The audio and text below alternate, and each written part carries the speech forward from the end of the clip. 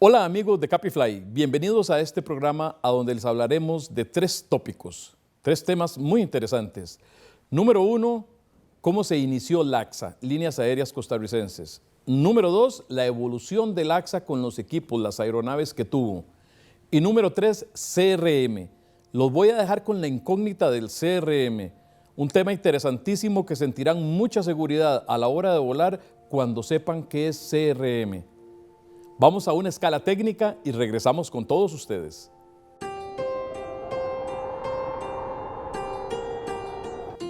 Volar, una experiencia verdaderamente extraordinaria, fascinante.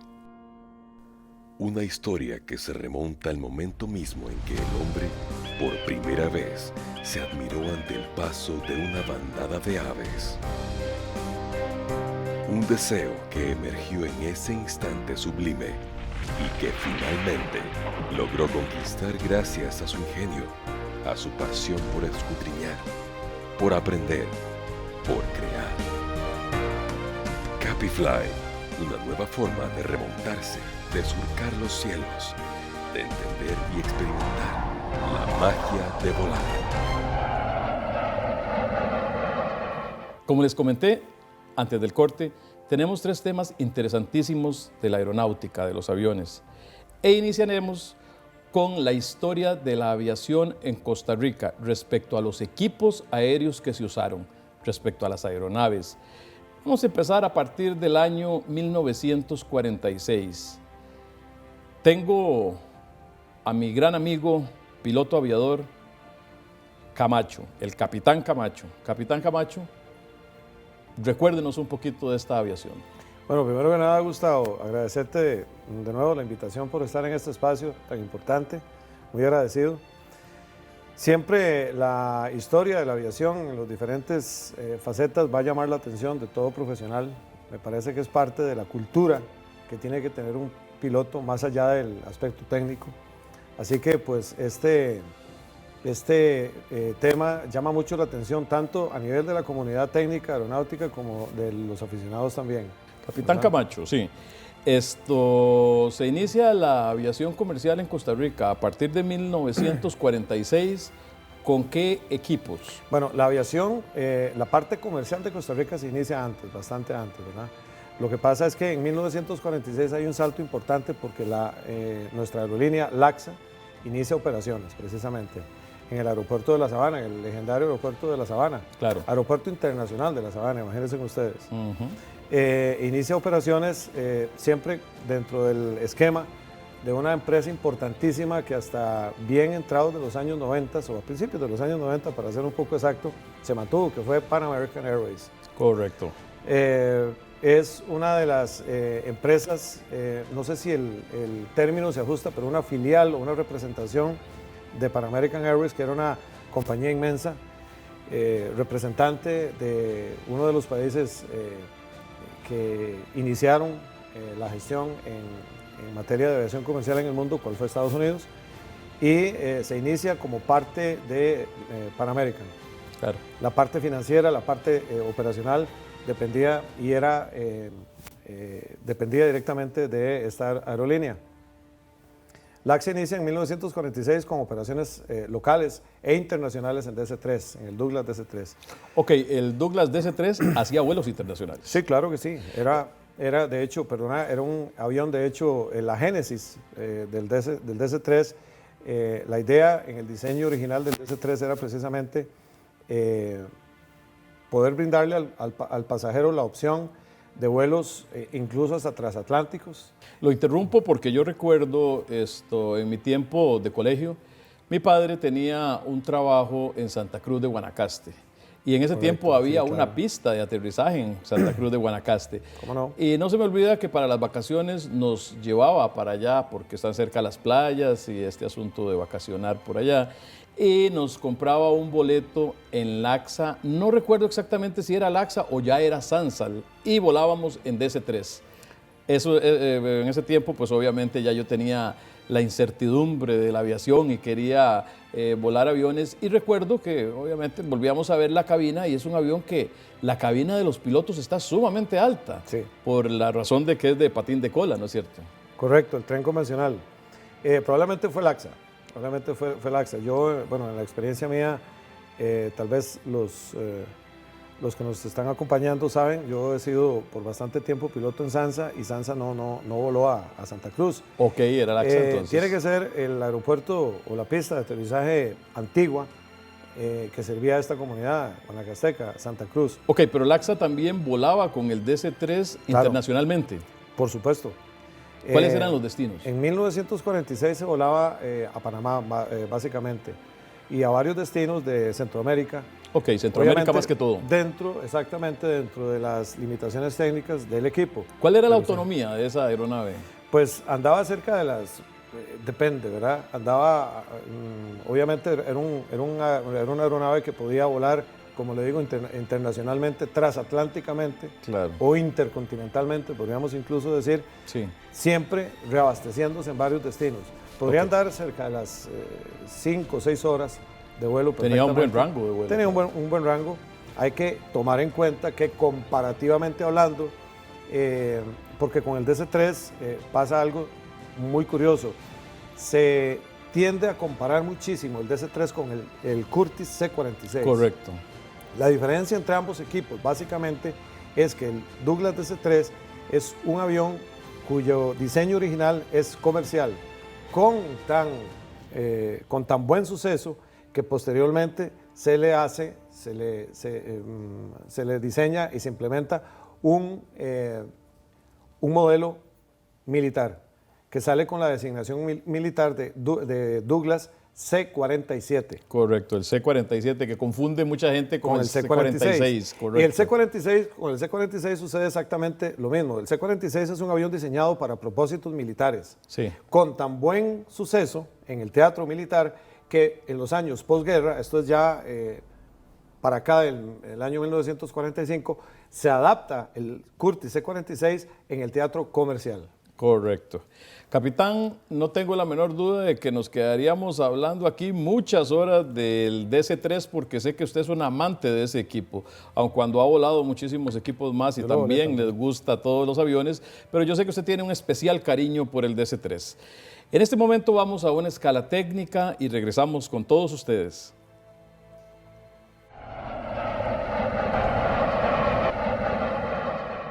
Bienvenidos a bordo de nuevo. Estamos con el capitán Camacho, quien tuvo la oportunidad de volar DC-3 y ahora nos va a contar después del DC-3 cuál otra aeronave sigue en línea de vuelo para la línea aérea Laxa, líneas aéreas costarricenses. Posteriormente, Gustavo, al Douglas DC-3 irrumpe en la aviación costarricense el Curtiss C-46. El Curtiss C-46 es un avión que generó muchísimas amistades y muchos amores, por así decirlo, claro, en la aviación de Costa Rica. Un avión con muchísimo éxito en las operaciones en el teatro, operaciones de nuestra línea aérea, para posteriormente, y una vez que se inauguró el Aeropuerto Internacional El Coco, que se llamaba así inicialmente, Aeropuerto Internacional El Coco, antes de llamarse Aeropuerto Internacional Juan Santa María, por ahí en 1955, 1958, hay una controversia ahí entre la fecha en que abrió operaciones oficialmente el Coco y la fecha en que fue inaugurado oficialmente. Bueno. De hecho, capitán, para los que estamos en la actividad aeronáutica todavía, como usted y como yo, debemos de decirle a nuestra audiencia que todavía en las frecuencias aéreas, cuando llamamos Coco Torre, no llamamos Juan Santamaría Torre, por ejemplo. Es lo que se llama en inglés el call sign. El call sign. El Coco. Bien, para cuando se inaugura el Aeropuerto Internacional Juan Santamaría o se inician operaciones con el C-46 y con el Convair 340. Es otra aeronave que permite ampliar ya el teatro de operaciones, sobre todo internacionales, de Laxa. Posteriormente, es aproximadamente en el año 1960-61 que se sustituyen los Convair ya con un sistema de rutas internacionales bien fortalecido y debidamente establecido, que entra en el teatro de operaciones, aparece en escena un gran avión. A mí particularmente, a pesar de que no lo volé, le tengo muchísima simpatía y es de los aviones que más me gustan a mí, que es el Douglas DC-6B.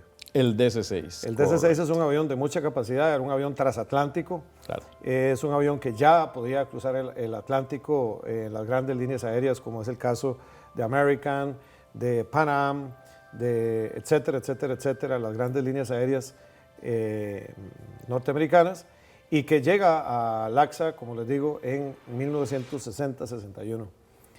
Con este avión se permiten ya las operaciones sin escalas a Miami, a México, y LACSA lo pone en escena, lo pone en operación, en una operación con un sistema hasta ese momento no muy conocido en Costa Rica, que era el sistema Combi.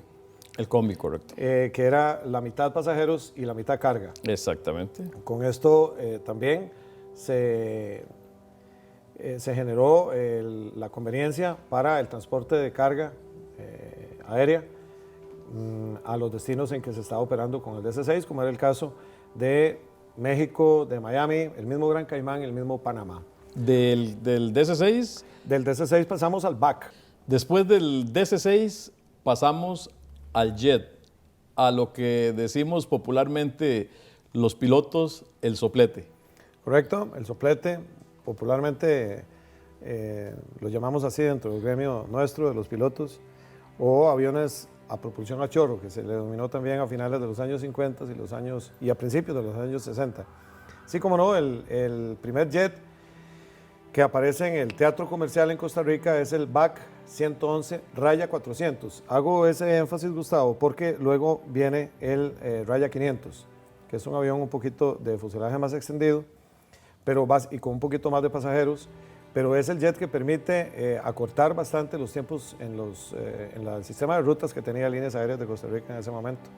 El BAC 111 aparece en LACSA en 1967. Creo que en el mes de junio de 1967. Es un avión de fabricación británica, inglesa, característico del BAC, el famoso ruido que hacía. Correcto. El gran escándalo, como decimos popularmente. De hecho, que por eso fue prohibido en Estados Unidos a partir de cierta fecha. Sí, junto con otro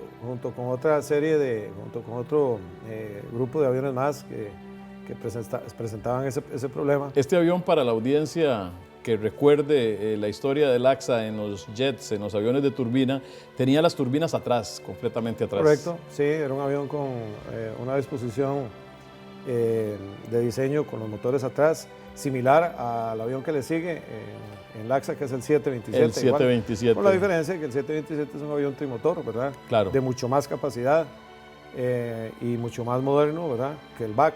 Pero el BAC fue icónico en LACSA, junto con casi todos los aviones, pero el BAC, por el hecho de que es el primer avión con el que LACSA y Costa Rica entran a la era del jet, que fue como se denominó en ese momento, perdón, es muy, muy importante. Los BAC recuerdo, yo estaba muy pequeñito en esa época y me acuerdo que los BAC les pusieron nombre, los nomenclaturaron. ¿Cómo no? Claro que sí. El primer BAC que tuvo LACSA se llamó El Tico. El Tico. El Tico, así, ni siquiera Tico, se llamó El Tico. Ok. Recuerdo que LACSA tenía esa manera de identificar a los aviones. ¿Cómo porque no? En una oportunidad, también estaba yo muy joven, o más joven más bien, en una oportunidad hicieron un concurso a nivel nacional que la gente apuntara cómo quería que se llamara el próximo avión que iba a comprar LACSA. Claro. Entonces mucha gente ponía el nombre y de ahí decidían pues cuál de ellos. Era una costumbre muy bonita. Sí, una tradición muy linda. Bonita, muy costarricense. Claro. Y la verdad que los nombres que en ese momento se escogieron para la flota del LACSA eran muy representativos de Costa Rica. Claro. Los BAC uno se llamó el Tico, como les digo, el primero, luego vino el Irazú, y luego ya cuando entraron en operación los BAC 111, Raya 500, se llamó Poás, el otro Miravalles y el otro Arenal. Eran los nombres de los volcanes. Hay un avión que viene a sustituir el DC-6 en la parte, porque el DC-6 ya después se le destina a operaciones de carga, cargueras. Sí. Y cuando el DC-6 es sustituido aproximadamente en 1977, es sustituido por un gran avión que es el Lockheed L-188 Electra. El Electra. El Electra. Lo operó mucho Copa también. Copa lo operó muchísimo, aquí en Centroamérica lo operó Copa, lo operó TACA, lo operó SASA de Honduras.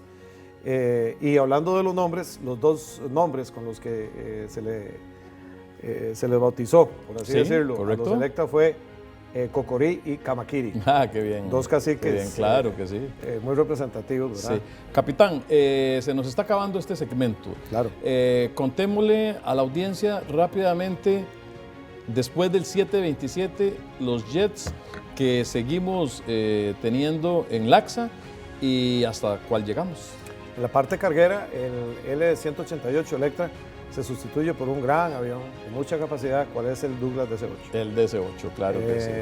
LACSA tuvo el DC-8 Raya 55 y el Raya 62, con motores de más capacidad. Y en la parte de pasajeros, el 727 sustituido por el ya muy famoso Airbus A320. Correcto. En el año 1991, estamos hablando ya de poco tiempo. En el caso de los 727, los dos primeros 727 que trajeron fueron el Surquí y el Bribri. Ajá. Posteriormente, un avión, un tercer 727 que por ahí tiene también su historia, le llegaron a llamar el Queso. El Queso. El Queso, le decían. ¿Pero se llamaba así o era que era como un apodo, por así Es que era decirlo? un apodo porque la matrícula, si mal no recuerdo, de ese avión era el Tango India Lima Romeo Quebec. Ok. Quebec es la Q. La Q, correcto. Entonces al final le decían el Queso. Claro, Creo claro, que era por claro, esa claro. razón. Ok, pasamos del 27. Perdón, ese 727 se llamó Caís Garza Blanca. Tenía un nombre muy bonito, muy elegante. Claro, por supuesto. Ok, del 727 pasamos Al 320, al Airbus 320, otro avión icónico. A ver, capitán, disculpe, no estamos pasando del 27 al 737. Sí, yo entiendo muy bien la confusión suya, Gustavo, y no es así. En 1991 entra, irrumpe, como he dicho, el Airbus A320. Y es un breve tiempo después, aproximadamente en el año de 1992, que entra a operar a la empresa el Boeing 737 Raya 200. Ok, entendemos lo siguiente entonces. Del 727 pasamos al Airbus 320, pero un año después adquiere también, teniendo el 320, LACSA adquiere también el Boeing 737. Correcto, y estandariza la flota a partir de ese momento, una vez que se va del 727 a Airbus A320 y Boeing 737, durante prácticamente toda la década de los 90s, hasta yo diría que un poquito entrado la década del 2000. Me queda completamente claro.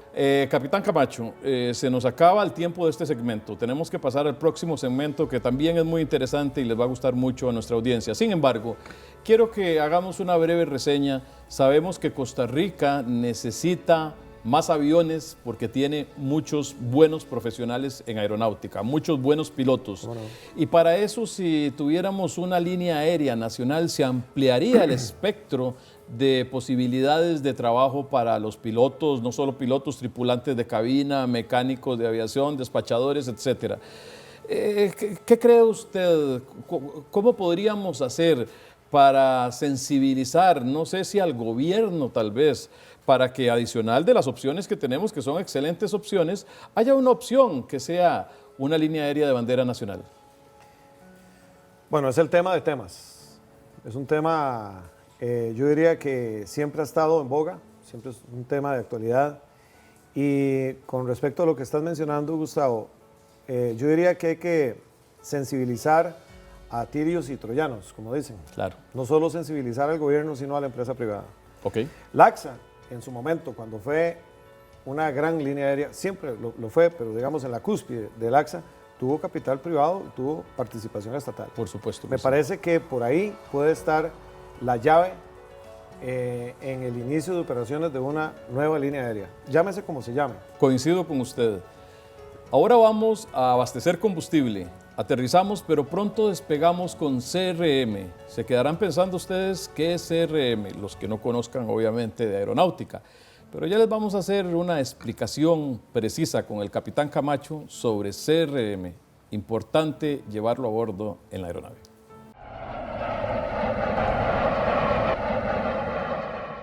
En este último bloque le hablaremos sobre CRM, Les vamos a explicar en un lenguaje coloquial qué es CRM y el aporte tan grande que nos da a los pilotos en la cabina del avión.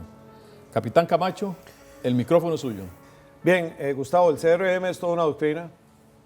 Hace no mucho tiempo se veía el término como algo utópico, como algo difícil de implementar, y con el tiempo hemos visto que tiene un impacto incluso directo en la seguridad operacional. Hoy en día el CRM es una materia, es una cultura que se tiene que implementar, se les tiene que enseñar incluso a los muchachos que están comenzando a estudiar aviación, a los muchachos que están haciendo las primeras armas en esto. Capitán, recuerdo, y usted y yo estudiamos en un tiempo muy parecido. Usted empezó a estudiar primero que yo. Nunca se me olvida una vez que se bajó usted de un avión de escuela y yo estaba en el restaurante que había en el aeropuerto de Pavas, desayunando porque el siguiente vuelo me correspondía a mí, y no voy a olvidar cuando bajó usted y venía de hacer su primer vuelo solo. Y yo estaba empezando, todavía me faltaban algunas horas para hacer el vuelo solo, y decía, qué dichoso ese muchacho, ya hizo su vuelo solo. Y me remonto a todo esto porque cuando estudiábamos aviación no se tocaba el tema del CRM. No, yo el tema del CRM incluso, porque el concepto en sí ha tenido una evolución particular, lo comencé a tener contacto con la primera experiencia, la primera vez que escuché yo hablar de lo que hoy conocemos como CRM fue cuando ya yo volaba con una línea aérea local, con SANSA. Correcto. En ese momento me acuerdo que el entrenamiento al que me citaron en el centro de adiestramiento de la Oruca se llamaba MIRA, Manejo Integrado de Recursos Aeronáuticos. Ok. En esa época yo dije, bueno, no entiendo qué es esto, suena interesante. Y me acuerdo que el instructor, un instructor español, montó las bases y montó la inquietud, sobre todo en nosotros, de qué era aquello tan maravilloso. Contémosle a la audiencia, disculpe la interrupción, para que sigan el hilo de lo Claro. que estamos hablando. ¿Qué quiere decir CRM por sus siglas en inglés y también qué quiere decir en español? Por sus siglas en inglés quiere decir Crew Resource Management. Esto en español quiere decir manejo integrado de los recursos de la tripulación. Ok.